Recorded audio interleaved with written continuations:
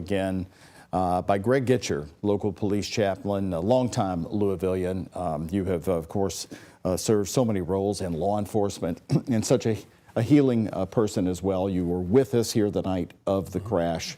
And Greg, tell me about the week, how it's progressed, how you've seen Louisville react as we are heading into a weekend which is going to be a big weekend for our churches. Yes, I would like to think that all the houses of worship in the Louisville metro area will be making some kind of an effort for people to say some special prayers and offerings, you know, for all the people involved.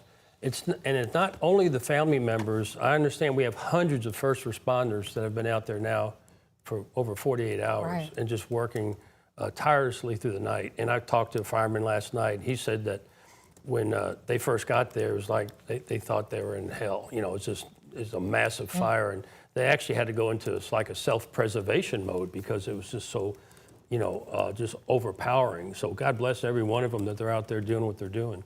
Yeah. But let's keep them in our prayers and, you know, and their families. And one of the things that I can speak of from personal experience, when you see something like this, you know, multiple deaths, catastrophic injuries, it's hard to forget. You just don't put those out of your mind. So I hope everyone involved will seek out some therapy for themselves. Greg, you actually went down to the Victim Notification Center this week. Tell me, what was that like? I did not have to go to it Oh, this you did week. not? I volunteered for it right away. Oh, you volunteered, I apologize. And we have numerous chaplains. Okay. And so they had it under control. They knew they could call the rest of us in if they wanted us. What did you, I know you're so connected to the chaplain community. What did they tell you? How did that go? And because the mayor at one point said that there were at least nearly 20 people who had showed up, maybe even possibly more. And we have, you know, over a dozen police chaplains now. When I came on, there's 3 of us when I first started doing this. So we have a lot of chaplains from different denominations. The fire department have their own chaplains, you know, and